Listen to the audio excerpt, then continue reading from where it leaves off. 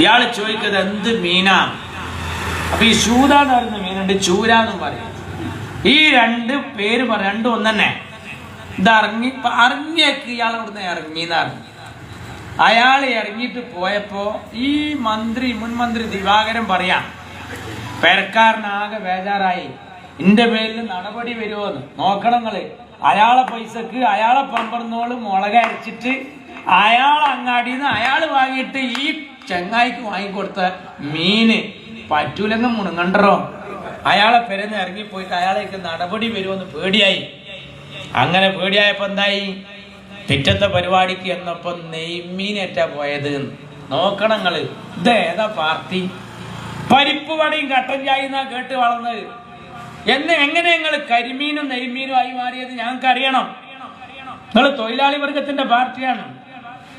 ഇപ്പൊ സഖാവ് സെക്രട്ടറി പറയുന്ന എന്താ പറയുക, ഗോവിന്ദ മാഷ് ഒന്നും കൂടി പിണറായി അധികാരത്തിൽ വന്ന പാവപ്പെട്ടവൻ എന്നുള്ള പ്രയോഗം ഉണ്ടാവില്ല. കാരണം എന്താ, ഫുള്ള് മലയാളിമാരെ കാരണം അതന്നെ. കാരണം പാർട്ടിയുടെ പോക്ക് അങ്ങോട്ടാണ്, പണ്ടത്തെ പോലെ ഒന്നല്ല. പാർട്ടിയുടെ നേതാക്കന്മാർക്കൊക്കെ നല്ല വരുമാനാണ്. ഇവിടുത്തെ local committee secretary, branch secretary, അത് പാവം.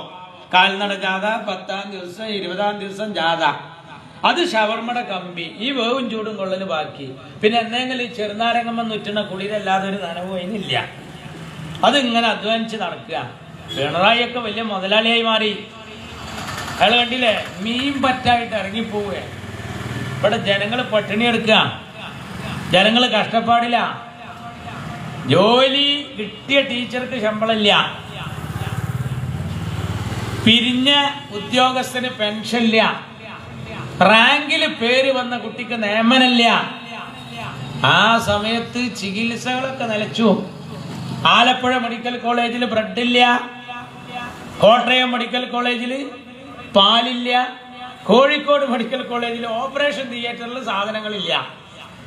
ഇല്ലാതായപ്പോ എന്താ കാരണം? കഴിഞ്ഞതിന്റെ പൈസ കൊടുക്കായിട്ടാ. ബാക്കിയുള്ള കുറച്ച് ഉപകരണങ്ങളിൽ പോലും വണ്ടിയിൽ കയറ്റി കൊണ്ടുപോയി. പിന്നെ ഒരു 4-5 കത്രിക ബാക്കി ഉണ്ടായിരുന്നു, അത് നാളെ ഒരു പമ്പർന്നോളം പള്ളന്റെ ഉള്ളിൽ വെച്ച് അതും പൂട്ടി. യഥാർത്ഥത്തിൽ എന്താ നടക്കുന്നത് കേരളത്തിൽ? ജനങ്ങളുടെ എല്ലാ വിഷയങ്ങളും ഇതാക്കി. എന്നിട്ടിപ്പോ ജനങ്ങളിലേക്ക് ഇറങ്ങി വരികയാണ്. CM വിത്തും മീൻ, CM നമ്മളെ കൂടെ ഉണ്ട്. CM ഇതുവരെ 9 കൊല്ലായിട്ട് നേരം വെളുക്കാത്ത ആള് ഇപ്പൊ കതിരിന്റെ തൊട്ട് വളട്ട എങ്ങനെ വളരാനാ? എങ്ങനെ വളരുക? എന്നൊരു ജമാഅത്ത് ജമാഅത്ത് ജമാഅത്ത് എന്ന് പറഞ്ഞ് നടന്നാ പോരാ. ഞാൻ